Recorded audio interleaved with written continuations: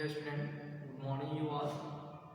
In this session, we are going to discuss about the wave propagation. Wave propagation means radio wave propagation. So let us discuss about wave propagation. What is wave propagation?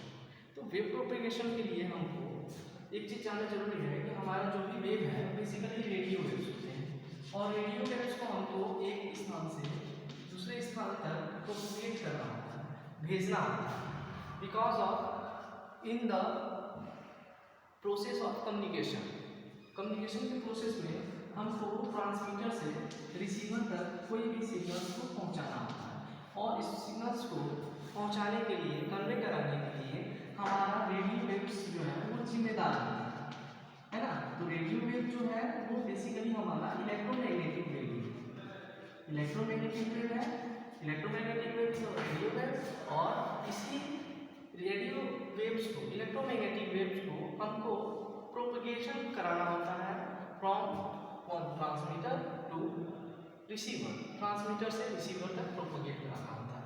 तो propagate कराने के क्रम में हमारे पास जो signals होते हैं वो बेसिकली 3 टाइप से हम प्रोपेगेशन करा पाते हैं, जिसको कि हम ग्राउंड वेव प्रोपेगेशन कहते हैं, स्काई वेव प्रोपेगेशन कहते हैं और स्पेस वेव प्रोपेगेशन कहते हैं। Basically 3 types of propagation are there. First one is our ground wave propagation, ground wave propagation. Second one is sky wave propagation and third one is space wave propagation। तो यही 3 तरीके की propagation है जिससे हम अपने इलेक्ट्रोमैग्नेटिक सिग्नल को, electromagnetic waves को, रेडियो वेव्स को from transmitter to receiver send करेंगे। तो इस सेशन में हम लोग ये देखेंगे कि हमारे पास जो बेसिकली 3 टाइप्स के जो प्रोपेगेशन है वो क्यों करना पड़ता है। क्या हम किसी एक ही प्रोपेगेशन से हम अपना जो भी ट्रांसमीटर से रिसीवर तक सिग्नल को कन्वे कराना है, ट्रांसमिट करना है, वो नहीं कर सकते हैं? नहीं कर सकते हैं तो उसका क्या रीज़न है, क्यों हमको ये तीनों प्रोपेगेशन का आवश्यकता पड़ा, है ना। ये तीनों प्रोपेगेशन की आवश्यकता हम लोग को क्यों पड़ी? तो सबसे पहले हम लोग डिस्कस करते हैं ग्राउंड वेव प्रोपेगेशन के बारे में और first one is ground wave propagation. तो ग्राउंड वेव प्रोपेगेशन के बारे में सबसे पहला हम लोग को ये समझना है कि ग्राउंड वेव नाम से स्पष्ट है कि इस टाइप का प्रोपेगेशन जिसमें हमारा ग्राउंड इज ऑफ बेस, जो हमारा ग्राउंड रहेगा, अर्थ सरफेस रहेगा, वो हमारा बेस रहेगा। हमारा अर्थ का जो कर्वेचर है वो बेसिकली, अर्थ का जो सरफेस है वो बेसिकली कर्व रहता है। तो late us consider our earth is this, ये हमारा अर्थ है। अर्थ में फ्रॉम एक सरफेस से ट्रांसमिट करना है और दूसरे प्लेस तक, रिसीवर तक हमको सिग्नल्स को कन्वे करना है। ये आपका ट्रांसमीटर है और ये आपका रिसीवर एंटीना है जहाँ तक आपको सिग्नल्स भेजना है। तो यहाँ से यहाँ तक जो सिग्नल्स भेजना है, तो इस सिग्नल के द्वारा हमारा जो प्रोपेगेशन होगा वो अगर ग्राउंड से होकर के रिसीवर तक पहुंचता है, यहाँ से हमारा ट्रांसमीटर सिग्नल्स है जो हम ट्रांसमिट करते हैं और ये बाय मींस ऑफ ग्राउंड के हेल्प से रिसीवर तक पहुंचता है। तो इस टाइप के प्रोपेगेशन को ग्राउंड वेव प्रोपेगेशन कहते हैं। साथ ही साथ ग्राउंड वेव प्रोपेगेशन के लिए हमारे पास कुछ कंडीशंस है।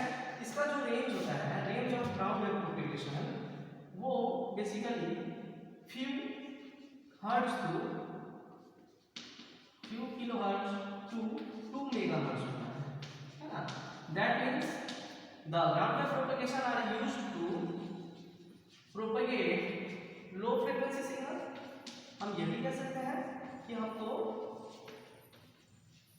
लो फ्रीक्वेंसी सिग्नल को use to propagate low frequency signal के लिए हम ग्राउंड वेव प्रोपेगेशन का यूज कर रहे हैं।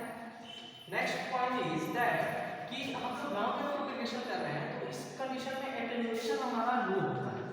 एटेन्यूएशन is लो। तो अब हमारे पास एक क्वेश्चन अराइज होता है, वो ये कि एटेन्यूएशन क्या है, व्हाट इज एटेन्यूएशन, एटेन्यूएशन क्या चीज है। एटेन्यूएशन हमारा ग्राउंड वेव प्रोपेगेशन के लिए लो होता है, तो एटेन्यूएशन क्या है। तो जैसे हम जानते हैं हमारा अर्थ सरफेस है, अर्थ सरफेस में हमारे कई आयन्स होते हैं, पॉजिटिव निगेटिव, है ना। बेसिकली जो हमारा अर्थ है वो हम ये कंसीडर कर सकते हैं, एज्यूम कर सकते हैं कि वो चार्ज पार्टिकल से मिलकर के बना होता है ना, जिसमें दोनों चार्ज हो सकते हैं, negative ions positive ions, negative ions positive ions, ऐसा हो सकते हैं, है ना। क्योंकि हमारा अर्थ सरफेस में क्रोड है और हमारा इलेक्ट्रोमैग्नेटिक वेव जो प्रोपेगेट करता है ये भी positive negative positive negative positive negative, है ना, positive negative positive negative positive negative, इस तरीके से प्रोपेगेशन होता है वेव का। तो वेव जब प्रोपेगेट करता है तो साथ ही चार्ज की एक तो प्रॉपर्टी है, जो अपोजिट चार्ज होते हैं वो एक दूसरे को अट्रैक्ट करते हैं, और जो निगेटिव चार्ज होते हैं या सेम चार्ज जो भी होते हैं वो एक दूसरे को रिपेल्स करते हैं। तो यहाँ पे अपोजिट चार्ज है, अपोजिट चार्ज के कारण यहाँ पे फोर्स ऑफ अट्रैक्शन होगा, फोर्स ऑफ अट्रैक्शन जो होगा वो कूलॉम्स लॉ का होगा, F = K Q1 Q2 R²। F जो फोर्स ऑफ अट्रैक्शन है वो इसके जो डिस्टेंस है उसके इनवर्सली प्रोपोर्शनल होता है। दैट मीन्स कि अगर डिस्टेंस ज़्यादा होगा तो फोर्स ऑफ अट्रैक्शन कम होगा, और फोर्स ऑफ अट्रैक्शन कम होगा तो डिस्टेंस ज़्यादा होगा। तो यहाँ पे जो है डिस्टेंस बहुत कम है, तो डिस्टेंस कम होने के कारण जो है फोर्स ऑफ अट्रैक्शन ज़्यादा होता है, और फोर्स ऑफ अट्रैक्शन जितना ज़्यादा होता है उतना ज़्यादा हमारा यहाँ पे न्यूट्रलाइजेशन का प्रोसेस होता है, चार्ज जो है न्यूट्रलाइज कर देते हैं, और जब चार्ज न्यूट्रलाइज हो जाते हैं तो ये चार्ज बहुत लंबे डिस्टेंस तक प्रोपेगेट नहीं हो सकते हैं, ये कुछ ही दूर तक जा करके, है ना, ये कुछ ही दूर तक जा करके और फिर इंड हो जाते हैं, ये कुछ ही दूर तक जा करके क्या होते हैं, इंड हो जाते हैं।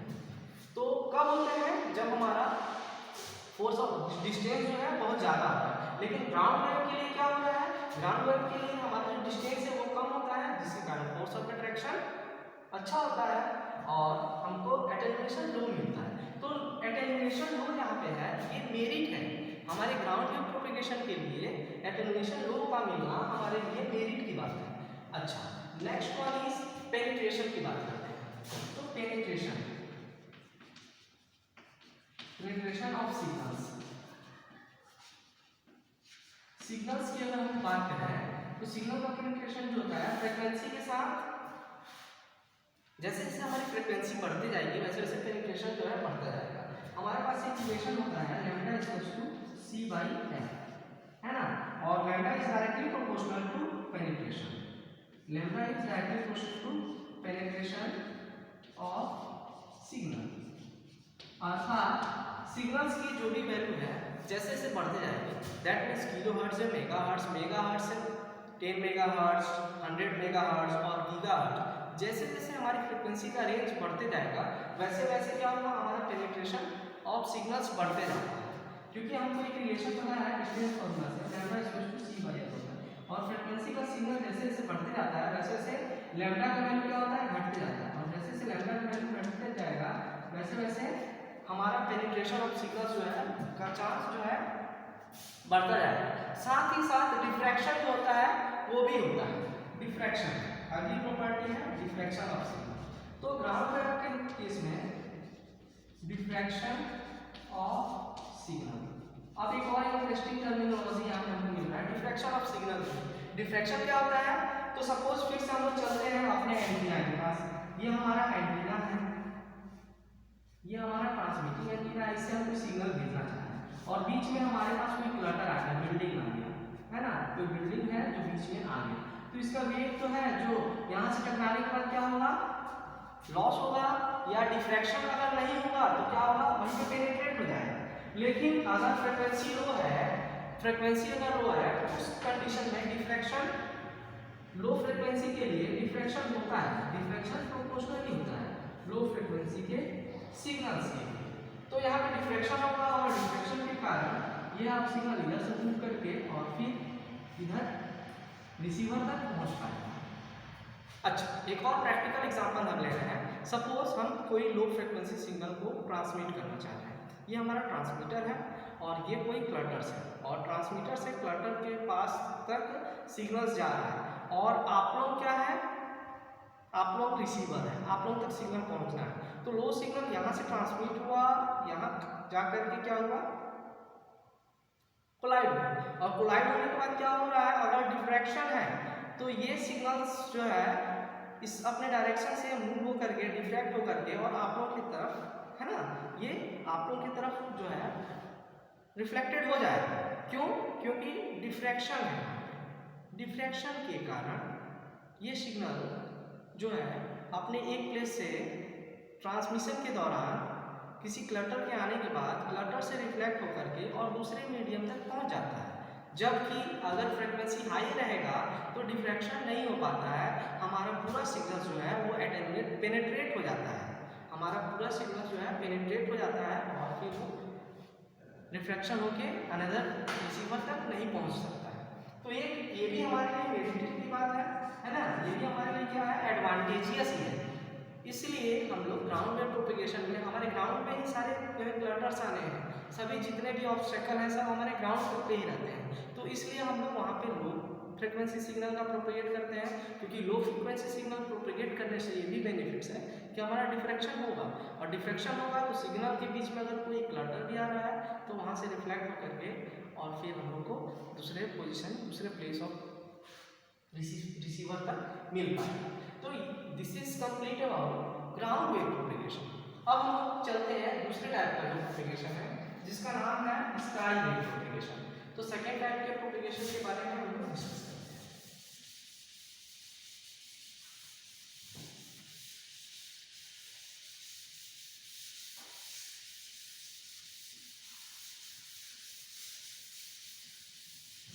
स्काई वेव प्रोपेगेशन की अगर हम बात करें तो हम ये देखते हैं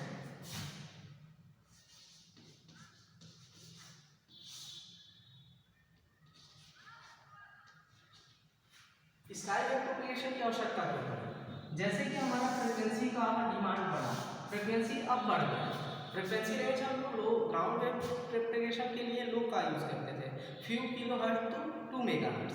अब हम लोग को 2 मेगाहर्ट्ज से ज़्यादा का फ्रीक्वेंसी को जब ट्रांसमिट करना है from transmitter side to receiver side, transmitter से हम लोग को रिसीवर तक भेजना है, तो इसलिए हम लोग अब इसकी जो फ्रीक्वेंसी रेंज है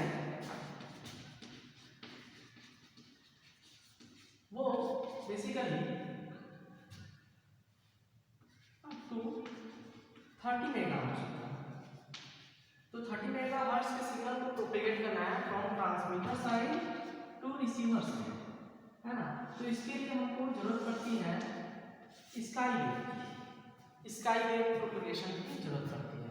तो इस टाइप के प्रोपेगेशन को हम कह सकते हैं कि यह जो है मीडियम फ्रीक्वेंसी या एवं 2 मेगाहर्ट्ज फ्रीक्वेंसी के लिए यूजफुल होता है। साथ ही साथ हम लोग ये देखते हैं कि हमारा जो एटेन्यूएशन है वो कैसा होगा। तो फ्रीक्वेंसी का एटेन्यूएशन होना लाजमी है, क्योंकि यहाँ पर फ्रीक्वेंसी जो है वो बढ़ रहा है। जैसे हम लोग अर्लियर डिस्कस किए थे कि lambda equal to c by f वाले रिलेशन से यहाँ पे क्या होता है, फ्रीक्वेंसी जो है वेवलेंथ के इनवर्सली प्रोपोर्शनल है। दैट मींस अगर फ्रीक्वेंसी बढ़ रहा है तो लैम्डा क्या होगा, घटेगा। लैम्डा अगर घटेगा तो पेनिट्रेशन जो है वो बढ़ेगा, penetration of signal is high. Penetration जब हाई होगा तो हम लोग एक कॉन्सेप्ट यहाँ पे लेते हैं, सपोज ये हमारा अर्थ सरफेस है और अर्थ सरफेस से हम लोग कोई सिग्नल को प्रोपेगेट कर रहे हैं, तो वो सिग्नल गया और यहाँ से बैंड होकर के और रिसीवर तक पहुँचता है। एक दूसरा सिग्नल है जो यहाँ से गया और यहाँ से रिफ्लेक्ट होकर और रिसीवर तक पहुँचता है। उसके बाद एक तीसरा है जो यहाँ से गया है ना और एक स्काई पे जा करके और वापस नहीं आया ग्राउंड पे, और अनदर एक और है जो क्या हो गया, पेनिट्रेट हो गया। तो ये जो फ्रीक्वेंसी है जो हम ट्रांसमीटर से भेज रहे हैं और रिसीवर में हम लोग प्राप्त करना चाहते हैं, तो इस टाइप के सिग्नल्स में हमारे पास बेसिकली ये होता है कि जैसे हम लोग ट्रांसमीटर से भेजते हैं रिसीवर तक सिग्नल को, तो यहाँ पे जो है हमारे पास कंडीशंस, 4 वेव को हमने प्रोपेगेट कराया है, 4 वेव को हमने प्रोपेगेट कराया है, तो इसमें 2 जो है रिटर्न पाथ पर आ जाते हैं, जबकि 2 सिग्नल्स जो है वो ऊपर ही रहते हैं, है ना, वो क्या हो गया, स्केप हो गया, ये वेव जो है हमारा स्केप हो जाता है ना, ये तो रिटर्न वेव आ जाता है ग्राउंड पे रिसीवर के पास, ये स्केप हो जाता है और ये भी स्केप हो जाता है। तो ऐसा इसलिए होता है क्योंकि हमारे पास हाई फ्रिक्वेंसी के कारण जो है पेनिट्रेशन हो रहा है, और पेनिट्रेशन के कारण जो वेव्स है वो चले जाते हैं। ये स्केप कहाँ पे होते हैं, तो हमारे अर्थ सरफेस पे एक ऐसा लेयर होता है जहाँ पे हम लोग उसको आयनोस्फीयर बोलते हैं, एक ऐसा बैंड होता है जो आयनोस्फीयर कहलाता है। हमने सुना है ट्रोपोस्फीयर, मेसोस्फीयर, आयनोस्फीयर। तो आयनोस्फीयर के कारण जो मॉलिक्यूल्स होते हैं, हमारे आयनोस्फीयर में बहुत सारे गैसियस मॉलिक्यूल्स हैं, गैसेस के मॉलिक्यूल्स हैं, नाइट्रोजन है, ऑक्सीजन है, मैनी मोर गैसेस आते हैं, उनके जो एटम्स होंगे उन पे अगर सन रे इंसिडेंट करता है, जिसकी जो फ्रीक्वेंसी, जिसका जो एनर्जी है h, फोटॉन्स है, फोटॉन जब उस पे मॉलिक्यूल्स पे इंसिडेंट करते हैं तो वहाँ पे आयनाइजेशन हो जाता है, मॉलिक्यूल्स पे जैसे ही फोटॉन्स इंसिडेंट होते हैं तो वहाँ आयनाइजेशन होता है। तो आयनाइजेशन मोस्टली जो होता है वो हमारा आयनोस्फीयर में होता है। ऐसा क्यों होता है, ऐसा इसलिए होता है क्योंकि हमारे नियर अबाउट आयनोस्फीयर के ऊपर के जगह एबव आयनोस्फीयर, तो यहाँ पे रेयरली मॉलिक्यूल्स मिलेंगे, है ना, और सन की एनर्जी ज़्यादा रहेगी, रेयरली मॉलिक्यूल्स मिलेंगे। तो जब मॉलिक्यूल्स ही रेयर है, मॉलिक्यूल्स ही नहीं है, तो वहाँ पे हम लोग कैसे एज्यूम कर सकते हैं कि वहाँ पे आपका आयनाइजेशन हो रहा है ना, तो वहाँ पे भी आयनाइजेशन बेसिकली रेयर होता है, लेस होता है। अच्छा, जब हम लोग आयनोस्फीयर वाले रीजन में आते हैं तो वहाँ पे हम लोग को मॉलिक्यूल्स मिलने की जो प्रोबेबिलिटी होती है मैक्सिमम होती है।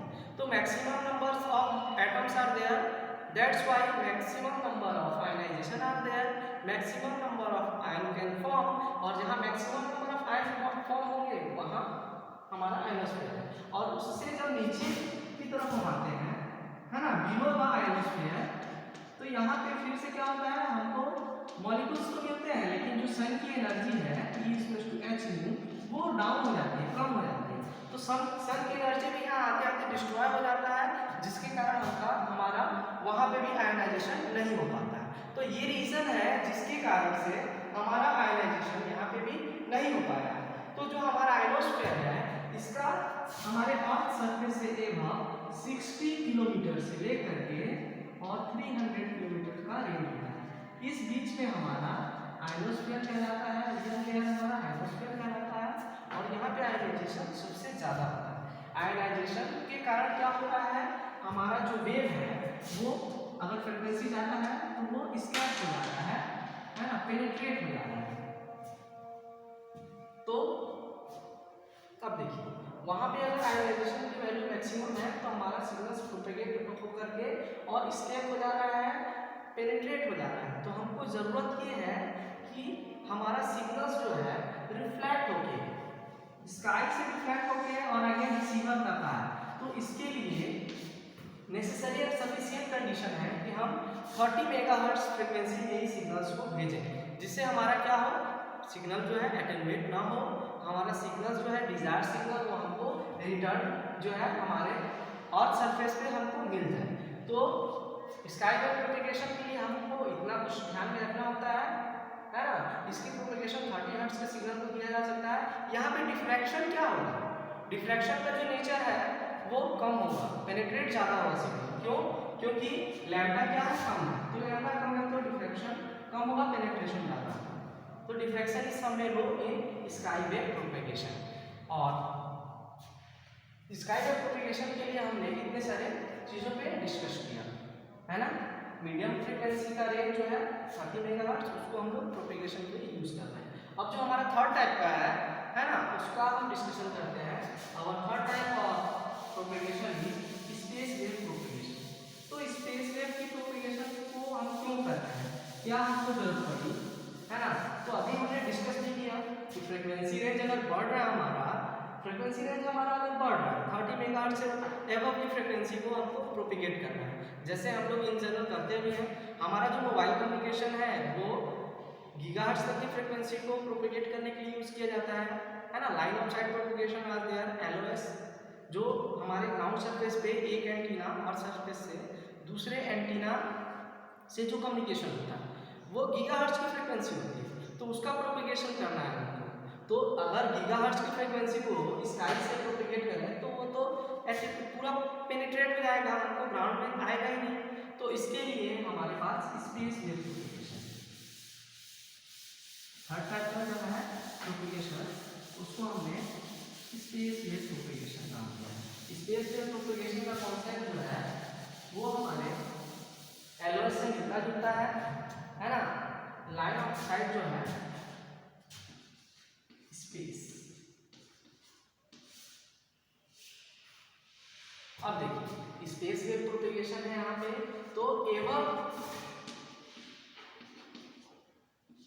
Frequency range for space wave propagation is एवं 40 मेगाहर्ट्ज।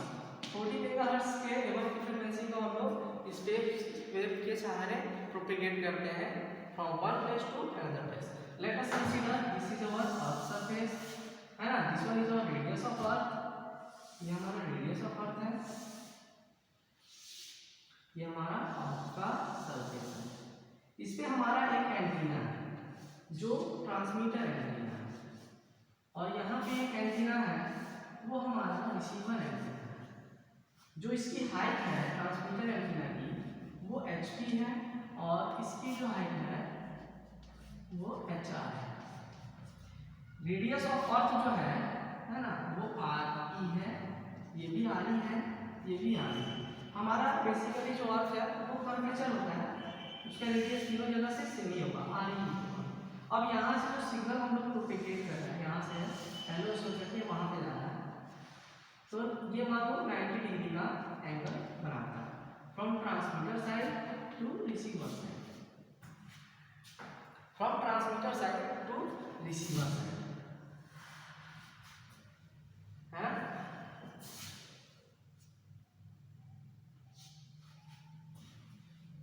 तो हमारे पास एक ट्रायंगल यहाँ पे फॉर्म हो रहा है, यहाँ पे आप लोग देख रहे हैं एक ट्रायंगल फॉर्म हो रहा है। इस ट्रायंगल को हमने नेम दे दिया ट्रायंगल AB एंड C। तो यहाँ पे हमने ट्रायंगल लिया ABC, ये हमारा ट्रायंगल A है, B है, C। ट्रांसमीटर एंटीना की जो हाइट है वो HP थी, तो ये हमारा जो AC है वो क्या हो गया, AC is equal to HT plus RE। Any doubt? AC हमारा क्या हो गया, HT प्लस RE हो गया, और ये DT है ट्रांसमीटर का डिस्टेंस है, और ये हमारा पार्ट ऑफ कर्वेचर है। तो this is of right angle triangle. In right angle triangle ABC, AC square equal to AB square plus BC square,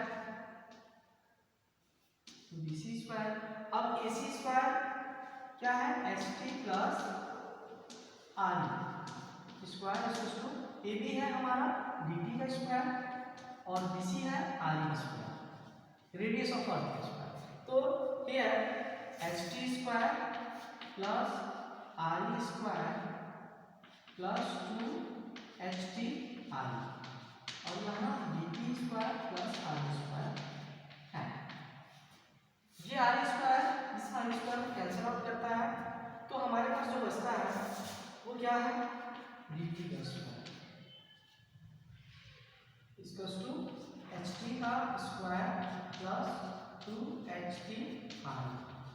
अब हम देख रहे हैं कि हमारा जो हाइट ऑफ एंटीना है ये बेसिकली कितना होता है, लाइन ऑफ साइट के लिए हमारे पास जो भी टावर्स हैं उसका जो हाइट होता है वो 50 मीटर, 60 मीटर, मैक्सिमम 70 मीटर तक होता है, जो कि बहुत कम है with respect to radius of earth, क्योंकि radius of earth RE equals to we know that 6400 kilometre, ये हमारा रेडियस ऑफ अर्थ है, तो ये बहुत मैक्सिमम है। तो ये हमारा ट्रांसमीटर एंटीना HT जो है वो नेग्लेजिबल हो जाता है, HT यहाँ पे नेग्लेजिबल हो जाता है। एक्चुअल में HT is very less than RE, that's why we can neglect height of antenna, that's why we get dt square equals to 2ht/r। Again we can say that, हम कह सकते हैं dt जो है ट्रांसमीटर का जो distance है AB वो क्या हो गया 2st/r। अच्छा, जैसे हमको dt ट्रांसमीटर का जो डिस्टेंस मिला है, ऐसे हम dr रिसीवर के डिस्टेंस के लिए भी यहां से निकाल सकते हैं। तो same for receiver section, receiver side हम क्या कह सकते हैं कि dr इक्वल्स टू √2hr/r ये होता है। तो ये हमारा बहुत ही इंपॉर्टेंट रिलेशन है, या हम dt की बात करें या हम dt की बात करें या dr की बात करें। तो dt और dr ये पूरा फुल डिस्टेंस हो गया from transmitter antenna to receiver antenna. तो हमारे पास कोई भी क्वेश्चंस आता है जिसमें हमको डिस्टेंस ऑफ ट्रांसमीटर या डिस्टेंस ऑफ रिसीवर या total distance in between transmitter antenna to receiver antenna, transmitter side के एंटीना और रिसीवर साइड के एंटीना का टोटल डिस्टेंस फाइंड करना हो, तो ये सारा कैलकुलेशन हम इस रिलेशन से कर सकते हैं। ये एक बहुत इंपॉर्टेंट, मोस्ट इंपॉर्टेंट रिलेशन हमको यहाँ पे मिलता है ना, फॉर स्पेस वेव प्रोपेगेशन।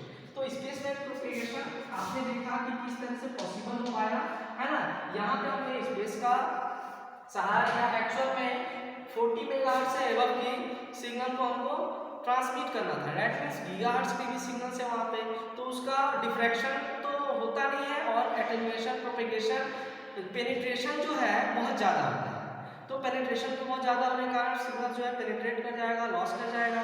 तो उस टाइप की सिचुएशन के लिए जहाँ पे मैक्सिमम फ्रिक्वेंसी रेंज हो सिग्नल का, तो स्पेस वेव प्रोपेगेशन को हम प्रीफर करते हैं, जिसके लिए हमने ट्रांसमीटर के डिस्टेंस को और रिसीवर के डिस्टेंस को इजीली फाइंड करना है ना। किसी भी अर्थ सरफेस पे एक ट्रांसमीटर साइड से, ट्रांसमीटर एंटीना से कैसे सिग्नल जो है रिसीवर एंटीना तक पहुंच पाता है ना। यह किन किन पहलुओं से होकर गुजरता है, इन सभी चीज़ों के बारे में हमने डिस्कशन किया। तो ये हमारा कंप्लीट वेव प्रोपेगेशन है।